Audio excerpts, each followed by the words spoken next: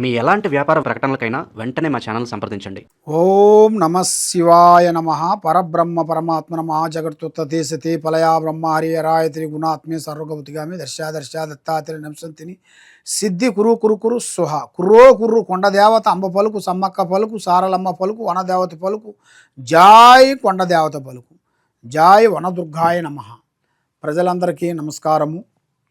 2026 ఫిబ్రవరి మాసం ఈ 12 రాసులకి ఉండవలసిన వాళ్ళందరికీ ఈ 12 రాసుల్లో స్థితిగతులు ఎలా ఉన్నాయి, వాళ్ళ యోగ నక్షత్రం ఎలాగుంది, వాళ్ళకి లక్ష్మీ కటాక్షం మరి ఈ నెలలో ఎప్పటి నుంచి ఏ టైం నుంచి ఎదురవుతుంది, మరి వాళ్ళకి సంతాన యోగము, చదువు విషయంలో కూడా, వాళ్ళ ఆరోగ్య విషయము, వాళ్ళ అదృష్ట లక్కు ఎప్పుడు వస్తుంది, మరి వాళ్ళకి ఎప్పుడు కళ్యాణం అవుతుంది, ఎప్పుడు ఉద్యోగం వస్తుంది, ఎప్పటి నుంచి ఎప్పటి వరకు వాళ్ళకి వాళ్ళ జీవితంలో ఒక కొత్త నిర్ణయాన్ని రాబోతుంది, మరి వాళ్ళకి ఎప్పుడు టర్నింగ్ పాయింట్ అనేది ఎప్పుడుగా ఎదురవుతుంది.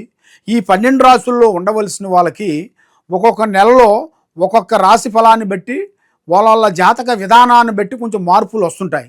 మరి అది ఎలాంటి మార్పు ఏమిటి, ఎలా జరుగుతుంది, మరి ఈ నెలలో ఏమేమి జరుగుతుంది, ఏమేమి జరగబోతుంది అనేది ఈ ఫిబ్రవరి నెలలో మనం చూడబోతున్నాం. కాబట్టి ఈ 12 రాసుల్లో ఉండవలసిన వాళ్ళకి వాళ్ళ యోగ క్షేమాలు ఎంతవరకు వచ్చినాయి అనేది ఇప్పుడు మనం చెప్తున్నాం. మీ బిఎల్ శ్రీనివాసు కోయదొర చెప్పేది. గత సంవత్సరం కన్నా ఈ సంవత్సరములో 2026లో కొంత సమస్యలను బట్టి కొంత లేడీసు ఆడవాళ్ళ గురించి కూడా కొన్ని లేనిపోయిన సమస్యలు కానీ, మరి ఈ సంవత్సరంలో కొంత లేనిపోయిన కొన్ని నిందలు కానీ, లేనిపోయిన ఒక డిస్టర్బెంట్ కానీ, మరి ఈ మాసం నుంచి వాళ్ళకి కొంత ఇబ్బందికరమైన సమస్యలు కూడా కొంచెం ఎదురొచ్చే మార్గాలు కూడా కొన్ని కనబడుతున్నాయి. కాబట్టి మీకు ఏ రాశి గురించి ఎలా చెబుతున్నానో లాస్ట్ వరకు మీరు ఇన్నిటికైతే మీ జాతక యోగాన్ని బట్టి ఎలా ఉందనేది చూసి చెప్పగలుగుతాను.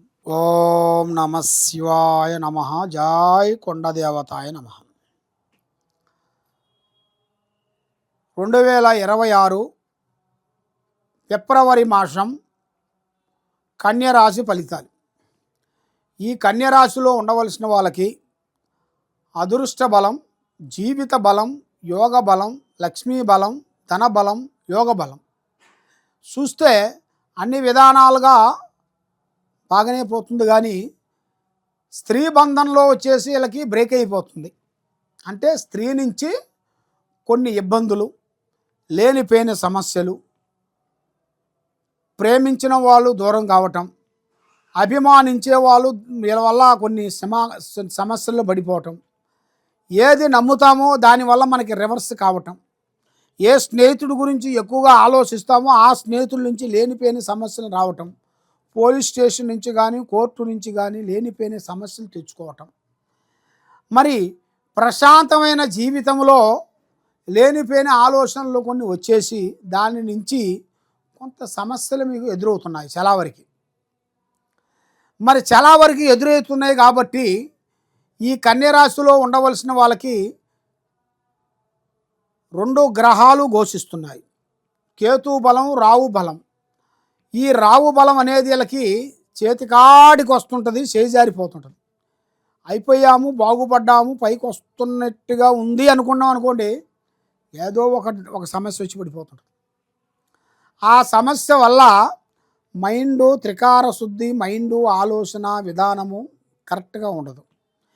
ఏ కార్యక్రమం చేయాలనుకున్నా కూడా ఆ కార్యక్రమం అనేది అభివృద్ధిగా రాదు. ఎవరిని నమ్ముతామో, ఎవరిని సహకారం కోరుకుంటామో వాళ్ళ నుంచి మనకి ఇబ్బందులు కొన్ని ఎదురవుతుంటాయి. ఆ ఇబ్బందులు లేకోకుండా మనసు శాంతిగా ఉండేట్టుగా చేసే కార్యక్రమాలు మీకు అభివృద్ధిగా ఉండాలి అంటే మీరు ఏ కార్యక్రమం చేసినా ఎక్కడికి పోయినా కూడా ఆచితూసి అడుగేయండి. స్నేహాలు కొన్ని తగ్గించేయండి. ఏ కార్యక్రమైనా కూడా కొంచెం ఆలోచన చేయండి.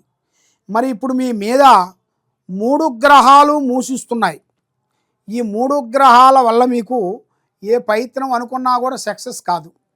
ఎవరైనా సరే దగ్గరికి వస్తారు కానీ వాళ్ళ నుంచి మనకి ఉపయోగం అనేది పడదు. వాళ్ళ నుంచి మనకి నష్ట ప్రభావము, మన రూపాయే వాళ్ళకి పోతుంది, కానీ వాళ్ళ రూపాయి అక్కడి నుంచి మనకు ఒక రూపాయి రాదు. అదే విధంగా మీ జాతక యోగాన్ని పెట్టి చూసుకుంటే చాలా చాలా చాలా వరకు సమస్యలతో సతమతం అయిపోతున్నారు. మరి సతమతం అయిపోయే వాళ్ళందరికీ ఇప్పుడు మంచి రాజయోగం అనేది కొంచెం రాబోతుంది. అది ఎలా రాబోతుంది, ఏమిటి, స్త్రీ నుంచి రాబోతుందా లేకపోతే ఏ రూపంలోంచి రాబోతుంది అనేది చాలామందికి సందేహాలు ఎక్కువగా ఉన్నాయి. స్త్రీ నుంచి రాబోతుంది, స్త్రీ నుంచి రాబోతుంది. ఆ స్త్రీ నుంచి రాబోతుంది కాబట్టి అది మనం కొంచెం తెలుసుకొని ముందడుగు వేయాలి. తొందరపాటు వల్ల ఎన్నో నష్టాలు, ఎన్నో ఇబ్బందులు, కొన్ని ఎదురొచ్చే మార్గాలు కూడా కొన్ని ఉన్నాయి. కాబట్టి మీరు అతిగా వేగము, అతిగా ఆవేశము మనకి దేనికి చెట్టుగా ఉంటారు. కాబట్టి మీరు ఎక్కువగా ఆలోచించి మీ బుర్ర మైండ్ని ఆలోచన పోగొట్టుకోవద్దండి. ఏ కార్యక్రమైనా కానీ, ఏ పనైనా కానీ ఆచితూచి అడిగేయండి. తొందరపాటు వల్ల ఎన్నో నష్టాలు కొన్ని రాబోతున్నాయి. కాబట్టి ఇప్పుడు కొన్ని విషయాలలో కొంచెం శాంతం కావాలి. మీరు కొన్ని నిదానం చేయండి. నిదానం చేసినట్టుగైతేనే మీకు దిశ తిరుగుతుంది. లేకపోతే మీకు ఏదో ఒక విధంగా కొంచెం మిమ్మల్ని ఇబ్బంది అయ్యే మార్గాలు కూడా చాలా వరకు కొన్ని కనబడుతున్నాయి. కాబట్టి ఎక్కడెక్కడో పోయి జ్యోతిష్యం చెప్పించుకొని నిరాశ చెంది ఉన్నారు. కాబట్టి తప్పకుండా ఈ కిందగా పోయే నెంబర్కి ఒకసారి మాకు సంప్రదించినట్టుగైతే మీ ఇంట్లో ఏముంది, మీ ఒంట్లో ఏముంది, మీ మీద ఏముంది, ఏమేమి జరుగుతుంది, మరి మీకు ఎప్పుడు టైం అనేది కలిసి వస్తుంది అనేది మీరు తెలుసుకోవాలనుకుంటున్నారు. అది మీకు ఎప్పుడు కలిసి వస్తుంది ఏమిటా అనేది మీరు తెలుసుకోవాలనుకుంటే మీ మీద ఉండాల్సిన గ్రహశక్తి ఒకటి అది బంధించాలి. ఆ బంధించేసేసి దాన్ని పూజ చేసి బయటికి పారేయాలి. ఆ చెడు పూజ బలం అనేది బయటికి పోతే మీ కార్యక్రమం 100% సక్సెస్ అయ్యే మార్గాలు కూడా చాలా వరకు కనబడుతున్నాయి.